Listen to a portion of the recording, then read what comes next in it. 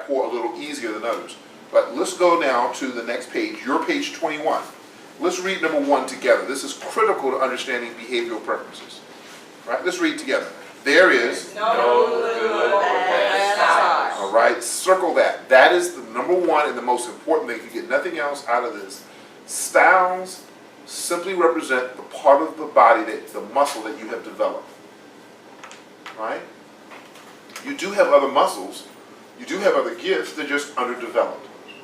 For example, Sandra, you may not necessarily feel like a great public speaker, but if you hung around me for about 6 months, you'll become a great public speaker because I would push you in that area. You see? So it's a matter of understanding there's no good or bad style. That, as Christ says, all of the body is needed. Does that make sense, Tom? Mm-hmm. Right? So if that's true for the various parts of the ministry or a church or a business, it's also true within us. That everything is good. That your elbows is important as your ears are important as your nose. They just all have to find their functionality. So styles out of balance are what creates challenges. And the interesting thing here, ladies and gentlemen, is that no one person is gifted or strong at every area. What that does, Paige, it guarantees that we'll stay on one accord. It guarantees that we go to Dawn for her gifts because she's irreplaceable. Right? It guarantees that Dawn will always be connected to you, Paige, because there's something you have that she needs. right? And so if you look at partnerships, in business, a lot of the collaboration is where companies come together where they have a particular strength, and there's no need to reinvent the wheel. So now, number 2, we all have the 4 basic styles within us in varying combinations. That's why it's very rare that you get a 0. We got an 8, 1, 7, 2, 6, 3, 5, 4, 4, 5. Very rarely do you get 9, 0, or 0, 9. It does happen, but we all have these styles within us. So it's not like you were born just to be a pure extrovert or introvert. You have, even if you think you're a strong extrovert, you have some introversion in you. And even if you feel you're a strong introvert, you have some extroversion in you. You just haven't been around people who can help bring it out. Is this making sense so far? All right. So now, the identifiers that I'm going to share with you, they're not labels, they're not boxes that fully define who you are. 4, avoid using knowledge of styles to criticize yourself or others. Don't say, oh, I took an assessment today and I found out that I'm not good at that. Don't use that language, because the Bible says death and life in the power of the tongue. Say that that's a muscle that I'm working on developing. Don't say that that's a weakness. Say that's an area of improvement. Right? There's no muscle that's not needed in your body. Right? So if you haven't developed it, I got to work, or I got to go swimming. I got to work on that. Right? So how you refer to yourself is how Satan can come in and get it and get his defeat, or how you can rise to victory. That's why Paul said, I can, not you, I can do all things through Christ. Christ, you bring out in me every behavioral attribute that I need to be successful in my business. And then you know what? Once you start doing that, you start liking yourself more. And once you like yourself more, you like everybody else a whole lot more. It is so true. All right? So, some will score low, some high, some moderate. 6, most people modify their style through time and environmental changes. 7, styles assessment is a powerful way, ladies and gentlemen, to understand self and others. And you can learn to modify your present style to improve your effectiveness. So now, your behavioral style means that you can be like Paul. Paul said, I'm all things to all people. Why did he do that? He went and navigated through all of his various personality traits, and he matched his personality with whoever he was dealing with. When people say, well, I just want to be myself. I just got to be me. I just got to be my authentic self. Paul said, become all things to all people that you may win them to him, to Christ. You see? So don't ever feel, and here's where Christians get tripped up, that being flexible is a betrayal of who God made you to be. If it was up to Moses, he would have never spoken to Pharaoh. But here again, Sandra, he was getting Moses to do something that he didn't think he could do. If it was up to Jeremiah, Tom, he would have never prophesied to those folks that, you're heathens, you're idolatrous. And he would have, but here again, there's a fire in the belly. Right, there was a fire in the belly. So God is, and I was sharing this with T, God is always getting us outside of our comfort level to use those muscles that are underdeveloped. Right? You do have the muscle. You just haven't developed it yet. Right? You just got to be patient with God and be patient with yourself. Is this helping anybody? Amen. All right? So, you can modify your style. You can improve your style and never refer to anything about you as a weakness. It's an area of improvement. Say, I have no weaknesses. I have no weaknesses. Only areas of improvement. Only areas of improvement. Because that's where insecurity comes from. Insecurity comes from talking about weaknesses. Nowhere in the scripture does Christ talk about our weaknesses. All he keeps telling us is that Lazarus was dead. He said, get up. He never validates weakness. I can't do it. No, he never validates it. Come on, you can do it. Pick up your mat Pick and up walk. and walk. Peter's walking on water. And he doesn't even realize that he's walking on water. He doesn't fall until he looks down. Sometimes y'all need to just look up. Amen. Right? So when we are able to do this, we're able to see God do something great. So now let's go to the next page, your page 22. There are several psychometric assessments. So this field that I'm in, that I love so much, psycho just simply means behavior. Metrics just means measure. So it's measuring your behavior. The assessment is just an evaluation. My work is no different than what Dawn does. Dawn comes in and does an assessment of your acidity, of what's going on in your body, and she then recommends a particular aroma to deal with what maybe is missing. I do the same thing, except I do it through behavioral measurement. All right? So let's explore behavioral styles. There are a variety of styles out there. The most famous is called the DISC. How many of you have heard of the DISC? Right? The DISC is the most famous. It's used in government. It's used in industry. It's used in global initiatives. Just simply because Meyers-Briggs was just too cumbersome and too difficult, and nobody wanted to go through the whole 3-day exercise. And then you didn't get feedback until you had to run it through software.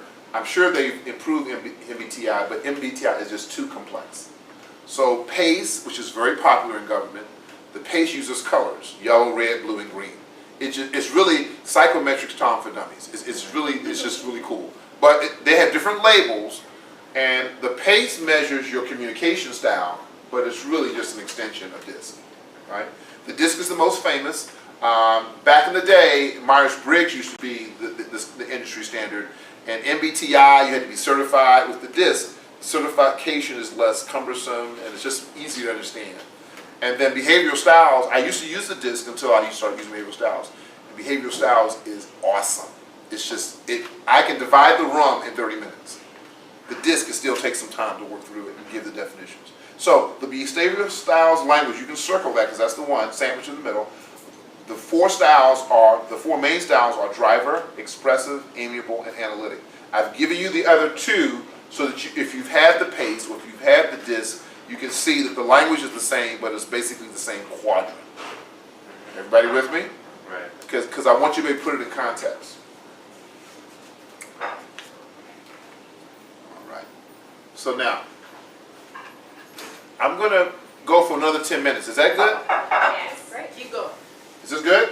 Y'all want me to stop or keep going? Keep going. Keep going. Okay, keep going. All right. So, when T and I do the larger groups, turn to your page 23. We ask questions like this page. What do you think you're good at? See, if you want to, you have to be a people person. And Jesus is always about, well, what are you good at? Well, what do you have to work with? Tell me what you have to work with, right?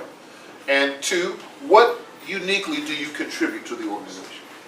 These are very positive ways to get your staff or to get your teams to be able to think about what is the muscle that's already developed right now, today. Like, Tom, what are you really good at better than anybody else on the planet? And then usually, if you can find out what that is, you can get that person to start feeling good about what they contribute to the team. Right? And you can go around the room to 10 people and it will be 10 different things. Then now you know how to kind of utilize their strength. They may have a whole bunch of hidden treasure, but you can't develop the hidden treasure until you start with the muscle that's already developed. Right? Okay? So number 3, under what conditions, Canal, do you contribute best? Do you like larger groups? Do you like smaller groups? When you do your financial literacy workshops, do you prefer to do them at people's homes around the coffee table, or do you want to be in the lecture hall at the university? In what areas, what conditions have to be? Because see, if I know how you like to work, then I can try to make that possible. Are you with me? Yeah. Okay? Jesus went into several people's houses and he put people out of their own house in order to work a miracle. Right? Those of y'all know the word, know it. Right? He went to somebody's house and he says, you know what? You're out. Hey, it's my house, dude. He says, wait outside in the front yard. He says, you want her raised up? So the Bible says Jesus put them out. No, Jesus put people out of their own house.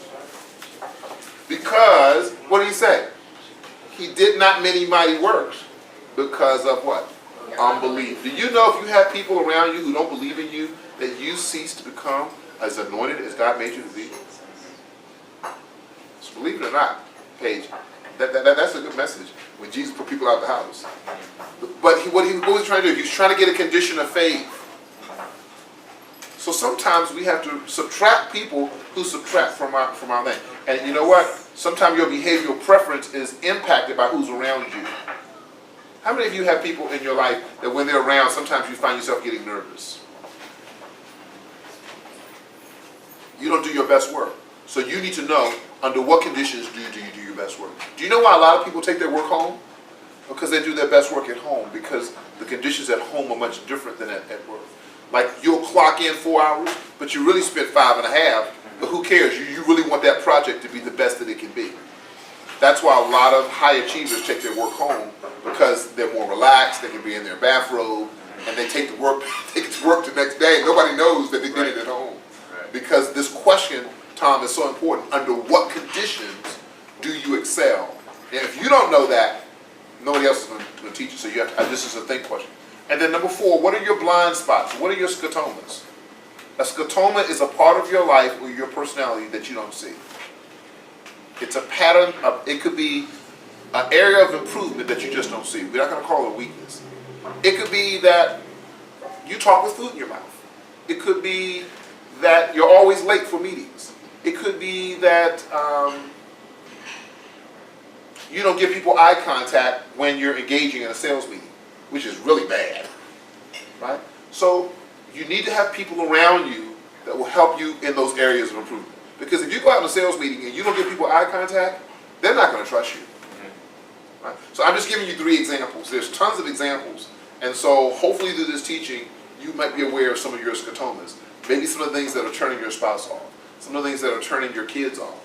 Maybe some of the things that are keeping clients from coming to your company. Right? So in the Trusted Compass Constant Contact, as T and I were preparing that, I said, you know, this is really about finding, Dawn, our leadership style. We can find our groove. We can find out how we can take what we do well and then just market, so that our leadership style doesn't drive people away. Now, 5 and 6 are important questions. What do other people do that frustrate you? We're not going to answer it. And then number 6 coming out is equally important. What do you do that might frustrate others? So in the larger workshop, full day workshop, we talk about that. Let's go to the next page. All right. Going back to your scorecard, between the B and the A, circle whichever numerical value is the largest. Between the B and the A. So if you have a 7-2, you would circle the B. Would you do that for me, please, right now? And then between the L and the R, which has the higher number? Circle the letter that has the higher number. So you could have an 8-1, then that means that if you had 8 for L and 1 for R, then L is the highest number. All right?